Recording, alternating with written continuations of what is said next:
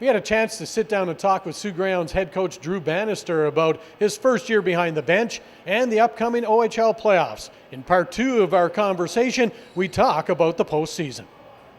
Here at the Greyhounds workout room with head coach Drew Bannister. Drew, getting ready for the postseason. Not sure yet who you're going to play and where everything stacks up. But as the postseason comes up, your thoughts on how the team has progressed? I think particularly in the last month or so, it's jumped pretty dramatically in terms of the team. Yeah, I mean, since probably just a couple of weeks before our Christmas break, we saw a turn in our kids and the process that we were kind of feeding them along the way since the beginning of the season, and what we saw is a group of kids that are starting to believe in themselves and understand their roles on the team. And I think what we've seen over the last month is a team that has really bought into who they are and understand how good they can be, even with the youth on our team. And we've seen some young players and older players that are young really excel now in the positions that they put in moving forward. And we're looking forward not only to the playoffs, but to the season after this and the season beyond that. Not necessarily a playoff team, quote unquote, as far as the Greyhounds go because of the youth, but I guess the big key would be showing these players that you have to play full out every night, every shift, which in the case of a young team like the Greyhounds has been seen that they tend to go into lapses and get burnt because of it. Yeah, and that's something that we're working on as a group, and certainly our starts early on in the year were one of our main reasons that we were not successful early on in the season. We were losing leads, or we were falling behind very early, especially in the first period. We've managed to turn that around.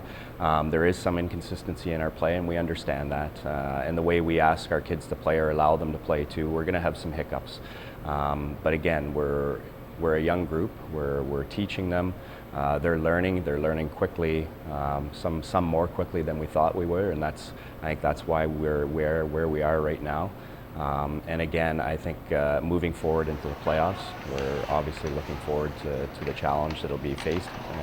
And going back just to the adversity that we faced, I think we're a better prepared team now than we were at the beginning of the year. There's no question about that. As for the playoff opponent, not sure who it is yet, but as far as matching up, I guess the big key is that you're playing a best-of-7 series. It's not randomly seeing a team 2-3 weeks apart. So the adjustments have to be made fast within the game and game to game. Yeah, there's no question about that. And the one thing that our group has done well this year is played the top 4 or 5 teams very well, and we're able to manage the skill level of our other teams and the speed, and certainly we're a younger, youthful team that can skate very well.